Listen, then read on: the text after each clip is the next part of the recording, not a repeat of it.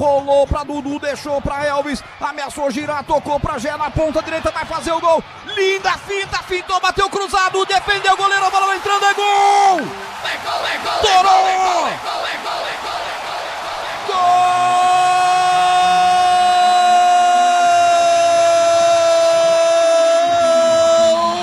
Da Ponte!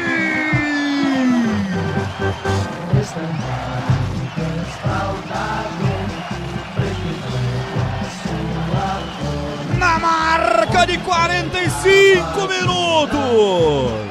A Ponte desce rápido pela ponta esquerda. A bola é rolada, Dudu faz o corta-luz. Deixa a bola passar para o Elvis. Dessa vez ele toca certinho.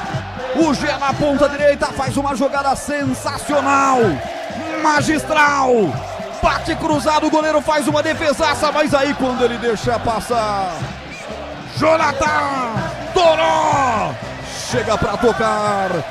Toró, camisa 17. Ele não perdoa. Toró marca. É fatal, é letal.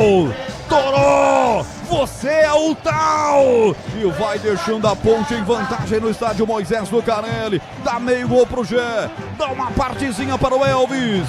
Mas quem vai estar na súmula é o Toró, camisa 17.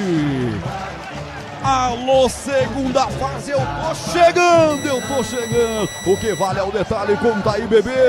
Detalhe pra origem da jogada, a bola passou nos pés dos dois principais jogadores da Ponte Preta. Na entrada da área, o Elvis, com toda a categoria, deu um balãozinho do lado direito pro Gé, que estava próximo do goleiro. O que o Gé fez? Cortou o lateral esquerdo, deixou ele caído no chão, mandou uma bomba que caiu em cima do goleiro Léo Souza, mas ele não conseguiu segurar. E quem que estava na pequena área esperando essa bola? O Toró, para empurrar a bola para as redes. Primeiro gol da Macaca no Majestoso, abre o placar neste sabadão. Toró, Ponte Preta 1, Itabaiana 0, Roger.